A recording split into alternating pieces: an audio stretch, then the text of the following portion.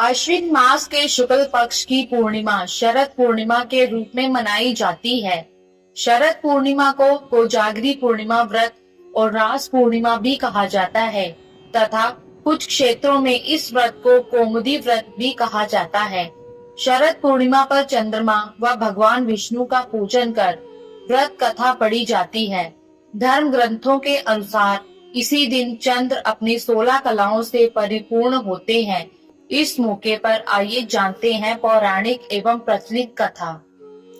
एक कथा के अनुसार एक साहूकार को 2 पुत्रियां थी। दोनों पुत्रियां पूर्णिमा का व्रत रखती थी, लेकिन बड़ी पुत्री पूरा व्रत करती थी और छोटी पुत्री अधूरा व्रत करती थी।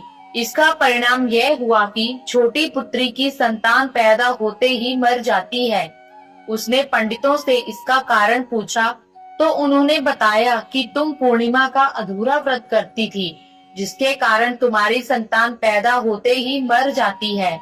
पूर्णिमा का पूरा व्रत विधि पूर्वक करने से तुम्हारी संतान जीवित रह सकती है। उसने पंडितों की सलाह पर पूर्णिमा का पूरा व्रत विधि पूर्वक किया।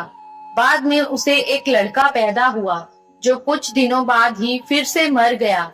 उसने लड़के को एक पाटे पर लेटाकर ऊपर से कपड़ा ढक दिया। फिर बड़ी बहन को बुलाकर लाई और बैठने के लिए वही पाटा दे दिया। बड़ी बहन जब उस पर बैठने लगी तो जो उसका घाघरा बच्चे को छू गया, बच्चा घाघरा छूते ही रोने लगा। तब बड़ी बहन ने कहा कि तुम मुझे कलंक लगाना चाहती थी, मेरे बैठने से यह मर जाता। तब छोटी बहन बोली कि यह तो पहले से मरा हुआ था, तेरे ही भाग्य से यह जीवित हो गया है, तेरे पुण्य से ही यह जीवित हुआ है। उसके बाद नगर में उसने पूर्णिमा का पूरा व्रत करने का ढिंढोरा पिटवा दिया।